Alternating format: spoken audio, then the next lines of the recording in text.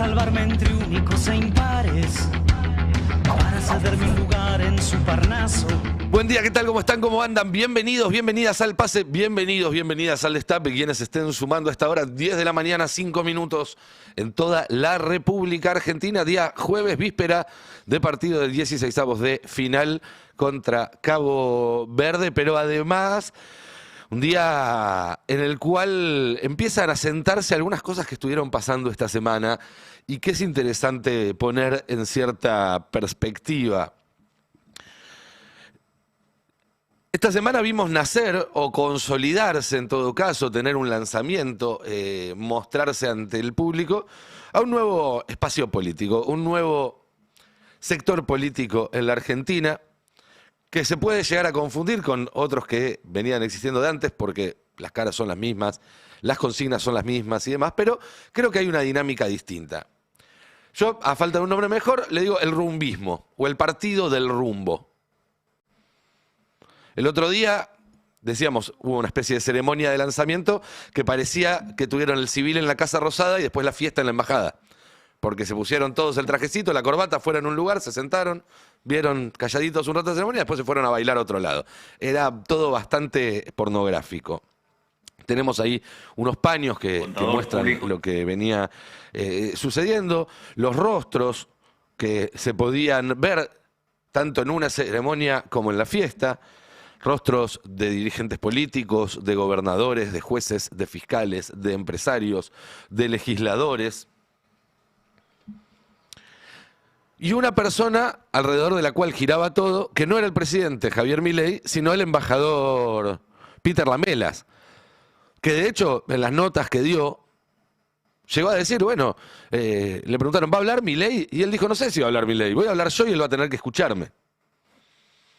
Ayer lo veía a Diego Guelar, un tipo con una larga carrera diplomática, no precisamente en gobiernos cucas, ni mucho menos, pero un tipo que fue embajador con Menem, que fue embajador con Macri, que estuvo en China, que estuvo en Estados Unidos, tuvo embajadas importantes, diciendo un presidente nunca va a una celebración en una embajada.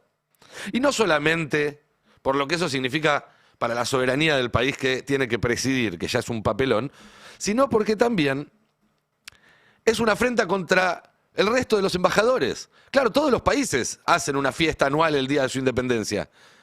El presidente va a una y no va a otra, se está haciendo un gesto que diplomáticamente está muy mal visto. Tal es así que es muy raro ver a un presidente de la nación en una fiesta en una embajada en cualquier país del mundo. Pero bueno, nos sirvió para ver los rostros del partido del rumbo. Rostros que ya habíamos visto, ¿se acuerdan? Hace unos meses, hace un par de meses, cuando le dieron un diploma, un doctorado honoris causa, si no me equivoco, en la Universidad de La Matanza, a Daniel Haddad, que es un mecanismo muy importante de esa línea que une la Casa Blanca con la Casa Rosada. Bueno, de nuevo, ahí estuvo el partido del rumbo. No había divisiones en los términos tradicionales que se pueden ver hoy en el cuarto oscuro, sino un montón de gente dispuesta a comprometerse con el sostenimiento, insisto, del rumbo. Palabra que salió hace un tiempo en una editorial de La Nación, que decía una cosa así como preservar a Milei para cuidar el rumbo. Palabra que apareció en la conversación entre Peter Thiel y Milei la última vez que se vieron en la Casa Rosada. Lo dijo el propio Milei. Estaba preocupado para ver cómo iban a seguir las cosas cuando yo ya no estuviera. Que apareció en las conversaciones que tuvo Paolo Roca en los últimos meses, más activo políticamente, una historia que nos viene contando Diego Genú acá en detalle, que apareció en las conversaciones que viene teniendo Mauricio Macri, más activo también políticamente, todos al mismo tiempo se activaron. Puede ser casualidad o puede ser que la conducción estratégica del partido del rumbo esté moviendo sus piezas. Y ese rumbo, que insisto, es un rumbo al que no adhiere solamente Milei y su entorno más cercano, sino buena parte del sistema político, económico, empresarial, judicial en la Argentina, es el rumbo que marcan desde la Casa Blanca en función de una estrategia continental que en su momento llamaron doctrina Donroe, mezclando Donald con Monroe, que es la misma doctrina que se aplica con otras herramientas en Venezuela, helicópteros, secuestro de un jefe de Estado, etc. En Colombia, interviniendo en las elecciones, amenazando con ataques y demás.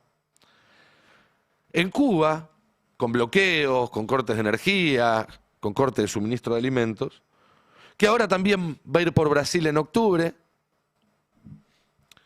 y que básicamente pretende el control de todo el continente, no como en otras épocas de manera más sutil, sino como en otras épocas de manera más brutal. Una especie de nuevo imperialismo tecnológico, donde la alianza entre el poder político, el poder militar y el poder privado de las grandes tecnológicas es quien conduce y que reduce a los países sometidos a una situación colonial. Hay que decirlo utilizando esa palabra, por más que parezca algo de otra época, porque la verdad es que es muy actual. Es muy actual. Y en ese sentido, el caso de lo que está pasando en la CENEA y con el sistema nuclear argentino es prácticamente un manual para entender lo que están haciendo. No es el único caso, pero es un caso de manual. Recordemos que hace un par de meses, en una nota acá con Adrián Murano, en Verdades Afiladas, un científico de la CENEA, que ahora está protestando, que forma parte de las protestas que están teniendo lugar por estas horas, Rodolfo Kempf, relataba el mensaje que había dejado en los comienzos del gobierno de Milei una enviada de la embajada británica que había ido a revisar distintas instalaciones del sistema nuclear argentino. Escuchémoslo. De una funcionaria apenas asumido el gobierno de Milei, una funcionaria de la embajada de Reino Unido que vino a visitar el reactor argentino número 10, que es uno que está mencionado como posible privatización, y que al terminar el recorrido con un delegado nuestro, que la recorrió, en inglés, hablaron, etcétera, y al final lo que dijo, podría haber dicho varias cosas, dijo, ustedes no pueden tener esto. Entonces hay un elemento de vaciamiento, hay capacidades desarrolladas en Argentina que no existen en otros lugares del mundo, tampoco en Estados Unidos. Ustedes no pueden tener esto, dijo la enviada británica, que para empezar habría que preguntarse en primer lugar qué hacía ahí, ¿no es cierto? Pero hay un régimen, insisto, tiene su epicentro en la Casa Blanca, pero obviamente tiene otras ramas, y el Reino Unido es una de ellas, que cree que puede decidir qué desarrollo tecnológico podemos tener o no podemos tener los argentinos. Y no es una pavada, porque si se fijan, todo el conflicto con Irán, que terminó como terminó, es porque Estados Unidos le decía, nosotros podemos decidir qué desarrollo tecnológico pueden tener o no pueden tener en el área nuclear. Exactamente el mismo planteo que le hacen a la Argentina. Y yo no estoy diciendo que van a bombardear mañana Atucha. No estoy diciendo esto, son procesos muy largos. Pero una vez que ellos dicen, nosotros podemos decidir qué haces vos, qué no haces vos, sacarse eso de encima es dificilísimo. Es dificilísimo. Y a la larga puede terminar de la peor manera. Y acá en cambio nosotros tenemos una dirigencia que no solamente acepta que vengan, que te revisen, que te digan qué podés tener y qué no, sino que no pone reparos. Y eso es el rumbismo, ese es el partido del rumbo. E insisto, en ese partido hay la Libertad de Avanza, hay PRO, hay radicales, hay peronistas, hay gobernadores, hay intendentes, hay diputados, hay senadores, hay jueces, hay fiscales, hay empresarios muy importantes y muy poderosos.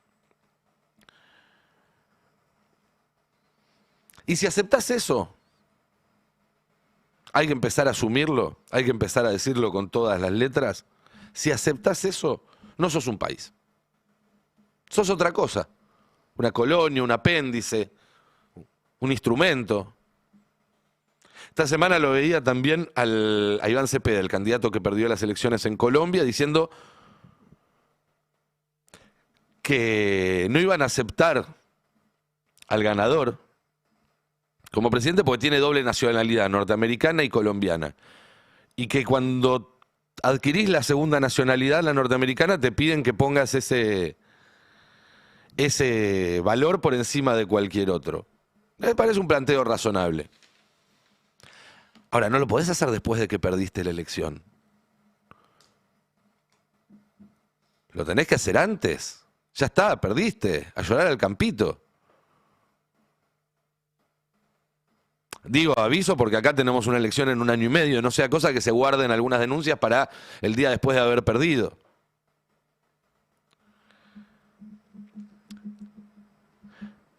Miren, la Comisión Nacional de Energía Atómica es un organismo que tiene más de 75 años de trabajo, que es de referencia a nivel mundial,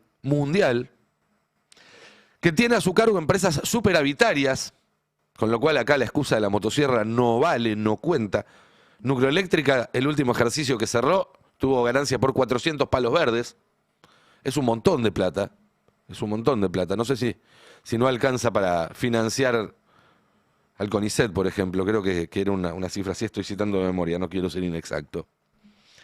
Además tenemos un plan nuclear pacífico de primera línea, que, como decía Kempf hace un rato, alcanzó niveles y desarrollos que no hay en otros países del mundo. Y están viniendo a llevárselo, a desguazarlo para llevárselo por partes. Porque fue víctima de la licuadora general, como todo el sistema científico, como todo el sistema universitario, de salud, etcétera, pero además de un proceso diseñado específicamente para apropiarse de algunos desarrollos, llámese Reactor 10, RA10, llámese CAREM, desarrollos que son, insisto, el fruto de décadas de trabajo de argentinos, de inversión del pueblo argentino a través de sus impuestos, y que ahora lo están regalando a los amiguitos de Milei y de Trump. Detuvieron obras, frenaron investigaciones. En enero de este año, a fines de enero, un grupo de legisladores yanquis estuvo recorriendo las instalaciones de la CENEA. Si no lo decían, si no lo denunciaban los propios trabajadores, no nos enterábamos. Eran los mismos legisladores que unos días antes habían estado en Ushuaia. ¿Se acuerdan? Que tampoco nos lo contaron. Nos enteramos porque alguien filmó el avión cuando aterrizaba. Y 2 días más tarde, el gobierno intervino al puerto de Ushuaia. Lo vinieron a ver y a los 2 días lo intervinieron. En mayo, a principios de mayo, entre el 4 y el 8 de mayo, una segunda visita, esta vez de funcionarios del Poder Ejecutivo. Esos días los trabajadores de las 4 sedes de la Comisión Nacional de Energía Atómica se encontraron con este tipo de escenas, con autos blindados, con policía montada, muchas veces deteniendo a los trabajadores y no dejándolos entrar para facilitar el trabajo de esta delegación de funcionarios norteamericanos que, insisto, bajo la excusa de la seguridad, revisaron y tuvieron acceso a cuestiones que son consideradas confidenciales, secretas. Y una semana más tarde, se fueron el 8 de mayo, una semana más tarde el gobierno hacía este anuncio. Milei habilitó la venta de todos los activos de la Comisión Nacional de Energía Atómica. A ver, para que se entienda, los vinieron a ver, los tasaron y a la semana los pusieron en venta. Es como si hubieran venido una delegación de RIMAX en vez del gobierno norteamericano a comprar nuestro sistema nuclear. 8 décadas de desarrollo nacional. Un orgullo para todos los argentinos. Tenemos ahí un tape de un físico especializado en el tema, Diego Hurtado, que justamente explicaba las implicancias de esta decisión de Milei. El sector nuclear para la Argentina es un sector emblemático por lo que le dio al país en los últimos 70 años en términos de capacidades industriales, capacidades tecnológicas.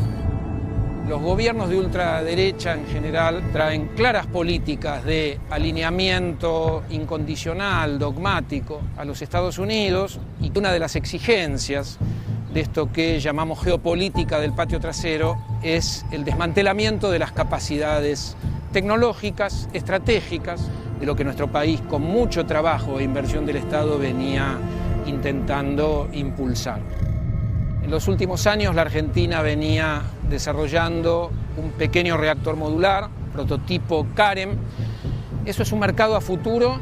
Las agencias internacionales lo colocan o lo colocaban a diciembre del 2023 como los 4 o 5 proyectos que iban más adelantados, de alrededor de 60 proyectos en el planeta. Hoy eso está paralizado, desmantelado. Los acuerdos con China para construir una 4ª central de potencia de 1.150 megavatios para la red eléctrica. Todo eso hoy está paralizado.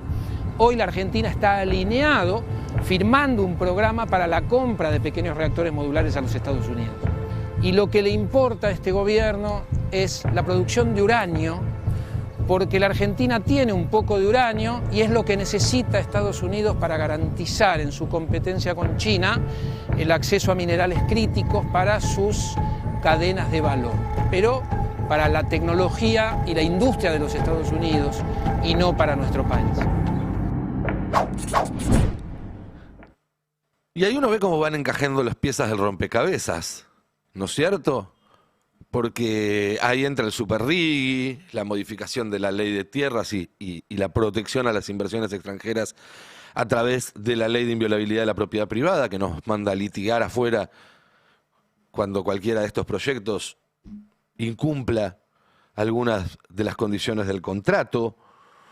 La PAC Sílica, a la cual se sumó la semana pasada la Argentina. La entrega del CAREM tiene que ver también con toda la industria de inteligencia artificial y de tecnología, porque estos reactores modulares pequeños se cree que pueden ser muy útiles para brindarle energía por fuera del sistema, por fuera de la red, a megagranjas de servidores. Claro, en vez de tomar de la red eléctrica general, le plantás un reactor modular al lado y ya directamente lo instalás. También serviría para iluminar ciudades enteras, en zonas donde la red es más difícil que llegue o que alcance determinados niveles. Bueno, se regaló esa tecnología y ahora la van a fabricar y después nos la van a vender. Eso es lo que explicaba recién Diego Hurtado. Básicamente, si en los 90 lo que vimos fue la venta de las joyas de la abuela, lo que estamos viendo ahora es la entrega de la escritura de la casa.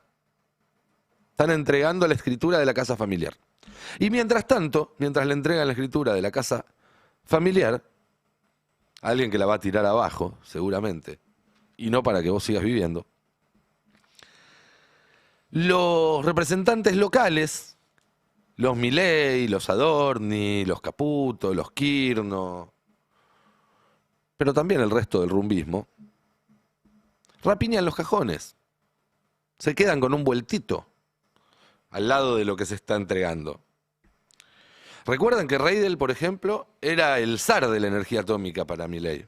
Reidel supongo que sigue siendo un gran amigo de Milei. Trabajaban duros toda la noche para ganar el premio Nobel de Economía. Eso es lo que contaron ellos mismos.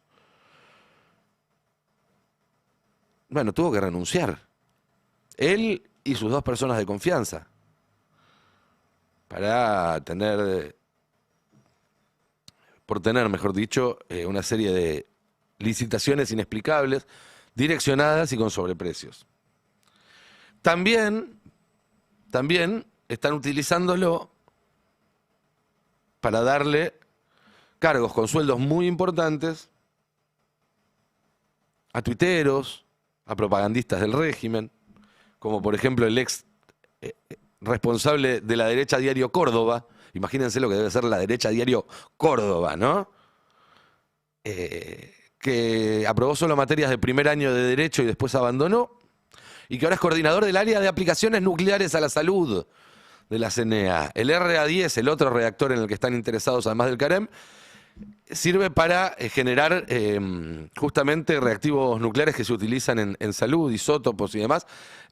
Argentina es uno de los pocos países del mundo que produce esto y es también muy redituable en términos de comercio exterior. Bueno, eso también lo quieren vender. El que está a cargo de ese área es un tipo que no terminó primer año de Derecho y era el director de la derecha Diario Córdoba. También hay un exfuncionario de Adorni al que le dieron una gerencia en la CNEA. También un crédito del Banco Nación por $200 millones, un tipo que tiene solamente título de bachiller y que le dieron una categoría salarial superior a la de un profesional universitario. Que no nos sorprenda, que no nos enteremos en unos meses que Adorni le pidió que use su tarjeta de crédito para comprarle raquetas de pádel o yo qué sé, una PlayStation. Y hasta una instructora de yoga pusieron en la CNEA. No sea cosa que se estresen los isótopos, ¿no es cierto? Una instructora de yoga que terminó asignada en la Comisión Nacional de Energía Atómica. 14 palos ganan algunos de ellos. Quizás no todo sea para ellos, quizás una parte se recicle como parte de un mecanismo de recaudación, no me sorprendería para nada. Ayer veíamos al notero del Destape que hacía una nota ahí en las protestas en la CNEA y uno de los trabajadores denunciaba que con el sueldo de uno solo de estos ñoquis VIP de la Libertad Avanza se podría pagar a la mitad de los trabajadores despedidos. Con solo el sueldo de lo que los libertarios contrataron en Nuclearéctrica Argentina, de la derecha diario, que son de 14 millones, le pagan a la mitad de nuestros compañeros despedidos, más o menos. Porque la situación salarial es un desastre en la CONEA, por eso también queremos una recomposición salarial, porque, bueno, se está yendo gente y, bueno, el plan de ellos es tratar de entregar nuestro conocimiento, nuestras áreas de trabajo a... Con 14 millones se puede pagar a la mitad de los despedidos. La cuenta entonces es bastante sencilla, regla de tres simple. ¿Cuánto está ganando un científico de la Comisión Nacional de Energía Atómica? Bueno, nos lo contestaba justamente una de las despedidas. Paula Alderete habló ayer con Ari, habló en varios lados porque fue la que le contestó a Martín Porro, que es el titular de la CNEA, que decía que solamente se habían despedido administrativos, y ella dijo, no, a mí me despidieron y soy la única persona en el país que sabe utilizar determinado microscopio especial, muy específico que hay en la CNEA, y que ayer le contaba a Ari cuánto gana. Electrónico que es único en el país. ¿Cuánto estaban cobrando ustedes? Más o menos, si se puede saber. Mira, sí, no, para que te des una idea, el último recibo que tuve, la última acreditación que tuve, que fue ayer mismo, fueron 683.000 pesos, con el aguinaldo. La única persona en todo el país que sabe manejar un microscopio, que por lo que estuve averiguando, no hay más de 50 en todo el mundo. Y la mayoría en pocos países, en Europa, en Estados Unidos. Estaba bajo un sistema de contratación precaria y con un salario de 683.000 pesos, incluyendo la liquidación del aguinaldo. O sea que estamos hablando en realidad de menos de 500 lucas. Y acá quiero ser muy claro. Este gobierno hizo un desastre. Los salarios de esta gente cayeron prácticamente a la mitad en lo que va del gobierno y a veces más también. Ahora, tener a trabajadores de especialidad bajo modalidades de trabajo precario, bajo contrato, es algo que viene desde hace muchísimos años, ¿eh? Muchísimos años. Y hay que hacerse cargo también de la parte que le toca a quienes estuvieron en esos lugares y no lo supieron resolver. Y esto que estamos viendo en la energía atómica es la matriz de un plan que se aplica a todas las áreas clave. Se aplica en el sistema nuclear, se aplica en el Atlántico Sur, dejando entrar al Pentágono, se aplica en el río Paraná, con la nueva concesión de la hidrovía hecha directamente bajo la supervisión del embajador norteamericano, que fue y le tomó examen a los ganadores. Se aplica en Vaca Muerta, se aplica con nuestros recursos estratégicos, se aplica con las Malvinas, se aplica en el CONICET, que ayer salió a protestar y hasta reprimieron a la Estrella Culona. Si no me creen, vean estas imágenes. Esto pasó acá cerca, en Puente Pacífico, donde los científicos del CONICET estaban formando parte de otra protesta. Y ahí vemos cómo la policía de la ciudad se lleva a la Estrella Culona. También se aplica a nuestra economía. Hoy tenemos una muy buena nota en el Destape de Sebastián Premisi contando los planes del gobierno para el Banco Central, que en realidad son los planes del Fondo Monetario Internacional para el Banco Central. Claro, porque cuando ganan ellos, ponen en el Banco Central al socio del ministro de Economía. Ah, pero cuando dan a otro tiene que ser independiente. Es impresionante. Ya ni siquiera tratan de disimular la doble vara. Porque justamente ese es el corazón del proyecto del Partido del Rumbo. No disimular la doble vara. No disimular que las reglas no son las mismas, porque para ellos hay una sola forma de hacer las cosas en la Argentina sin importar que vote la gente. Y no es casualidad tampoco que todo aquello que están tratando de desarmar, de destruir, de desfinanciar, sea lo que hace que la Argentina no sea el país de mierda que ellos proyectan. Y acá proyectan en el doble sentido de la palabra. Lo proyectan porque tienen un plan para que seamos un país de mierda, pero lo proyectan porque ellos creen, desde su lugar chiquitito, absolutamente individualista, que vivimos en un país de mierda, pero no lo es. Entonces, trabajan para que esa proyección se haga realidad. Ese es el rumbo. Ese es el rumbo que quieren proteger los gobernadores, este gobierno, sus aliados, jueces, fiscales, empresarios, todos los que fueron a la fiestita en la embajada el otro día. Ese es el partido del rumbo que se van a matar de acá hasta las elecciones del año que viene, pero tómenme la palabra, van a terminar todos juntos porque tienen a alguien que los ordena. Y ese rumbo que proponen no es la libertad de la que tanto hablan, es todo lo contrario. De hecho, sostener el rumbo, insisto, es una forma elegante de decir, me importa un bledo qué votan ustedes argentinos. No se somete a elecciones lo importante. Y no somos libres nosotros. Si el país no es libre, no somos libres nosotros. Si hay un solo rumbo posible para el país, entonces eso somete también a todos los argentinos. Les quita soberanía. ¿Cómo va a ser libre alguien que gana 600 lucas por mes? ¿Bajo qué criterio de libertad pensás que alguien que gana 600 lucas por mes es libre de hacer lo que quiere hacer durante al menos 1 hora por semana de su vida? No, no existe. ¿Cómo va a ser libre alguien que tiene que laburar 12, 13 horas por día para no morirse de hambre? ¿En qué momento es libre? ¿Cómo va a ser libre alguien que debe 1,5 sueldos? No es libre ni cuando se va a dormir, si la cabeza te queda girando toda la noche. Supersueldos, decía Milei el otro día. Supersueldos, decía. Bueno, el gerente del Banco Galicia no está de acuerdo. El gerente del Banco Galicia, no Miriam Bregman, no Jofra de los aceiteros. No. Escuchen lo que decía el gerente del Banco Galicia. A tasa fija, lo que le terminó sucediendo al individuo es que fue perdiendo poder adquisitivo, salario y bolsillo, ¿no? Al final, lo más complejo no es solamente que el salario, en algunos casos sí replicó inflación, pero en algunos casos no lo pudo replicar, sino que tuvo efectos en el bolsillo más grandes que eso.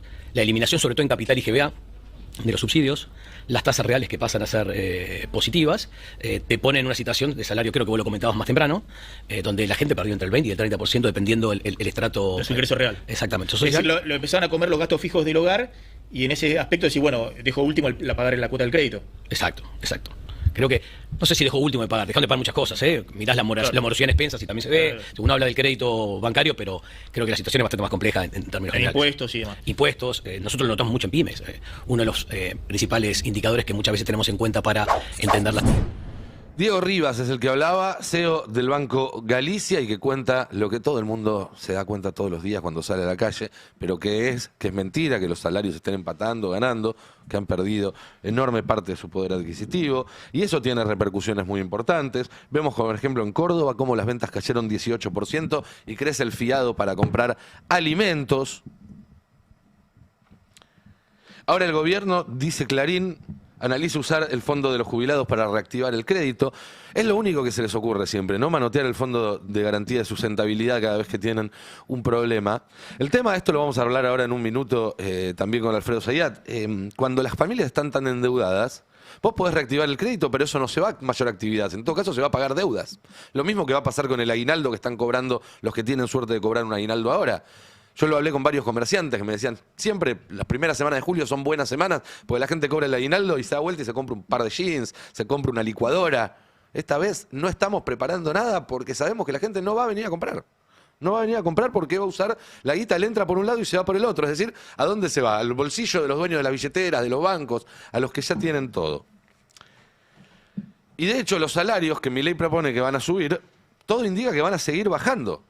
Hoy, ayer empezó el mes, hubo aumento de todo. Aumento absolutamente de todo. Las garrafas subieron un 218% desde que Sturzenegger las desreguló.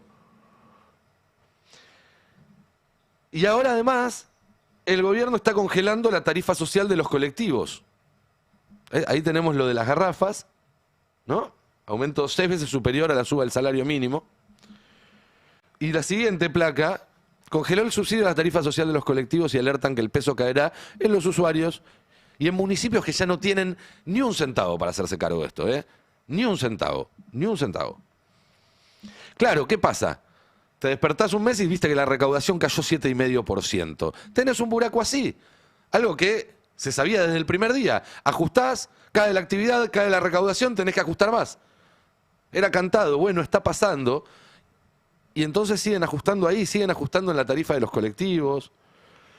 Ahora tenemos que la primera tarea que le dio el gobierno a Santilli fue que apure la ley de zonas frías para recortar los subsidios que le dan a la gente que se caga de frío en invierno. ¿Por qué? Para poder pagarle a las universidades el fallo de la Corte. ¿Se dan cuenta, no? Ese es el rumbo. Ese es exactamente el rumbo. Eso es lo que celebraban el otro día en la embajada y ese es el partido que va a tener un candidato el año que viene. La pregunta es, los que no quieren seguir por este rumbo, ¿qué van a hacer para evitarlo? ¿Qué tal? Buen día, ¿cómo están? ¿Cómo andan?